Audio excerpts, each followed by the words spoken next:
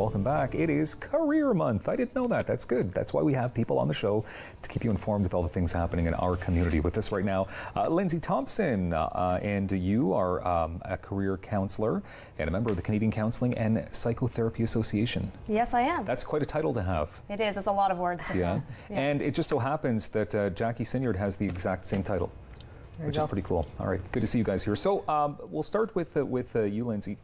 Career Month. How long has that been happening?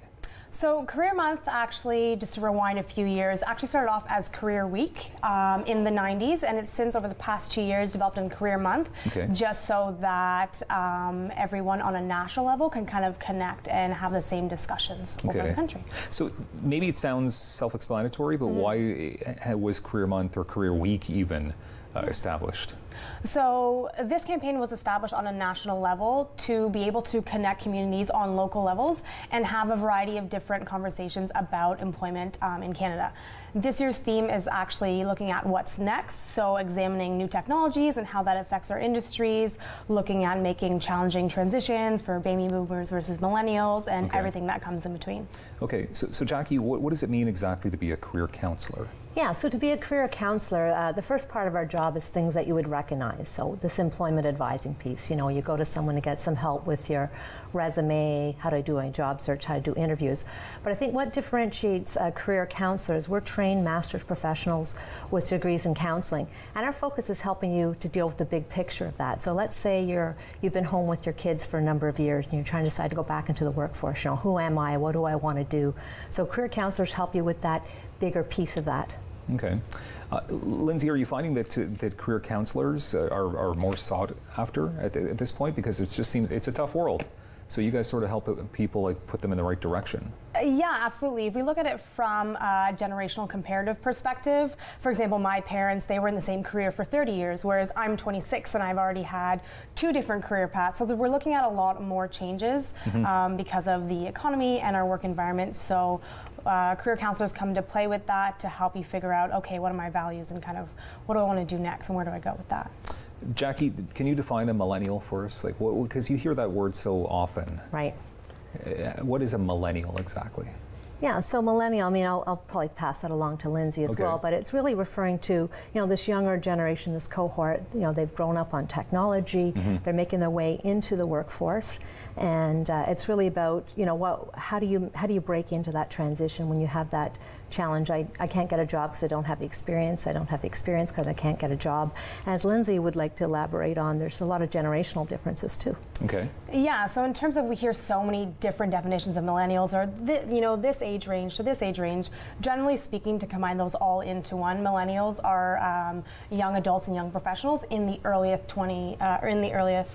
21st century. So I guess I myself would be considered a millennial. Okay, but you're doing all right for yourself? Yes, so far so good. Yeah. But is it a challenge? Because I guess it is maybe a stereotype right now that it's harder to get millennials employed. Yes, absolutely. There is a strong stereotype right now for millennials. I won't get into the stereotypes, but some of the biggest barriers that millennials do face is this, going back to the generational differences. So in terms of workplace values. So some of these barriers for, I guess I could say, us, one thing is not having an opportunity to get enough training when coming into a role.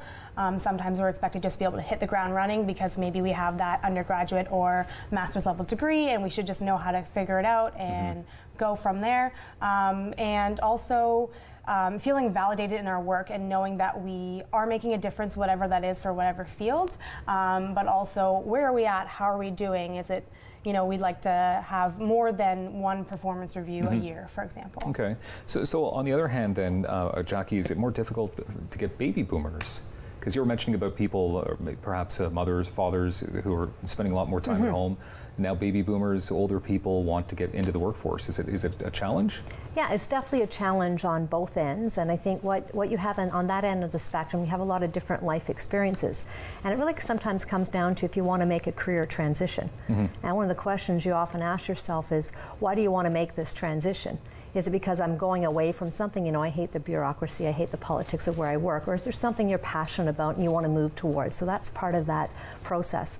And what we always recommend is getting out there, talking to a lot of people, exploring what you want, and to understand that this process can be it's not always linear and logical. I think of a good personal friend of mine who started in healthcare and went to sales and then wanted to make a transition. She looked at everything from becoming a pastry chef, and then when she reflected back on her early life, she realized as a public health nurse, she took a lot of reward for helping immigrants, and one of their challenges was they couldn't read prescriptions.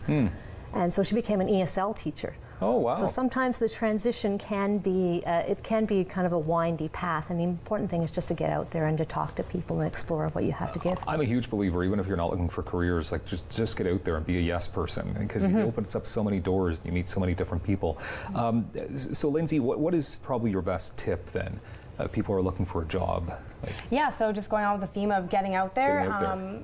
For finding a job, you need to be ready to do more than just fill out 60 resumes and cover letters and submit that online. That's kind of the tip of the iceberg in terms of employment. So beyond that, what you need to do is you need to do research on the industries and the fields, and maybe even the companies that you want to work for. Reach out to individuals on LinkedIn, try and set up coffee dates or informational interviews where you can learn about the workplace culture.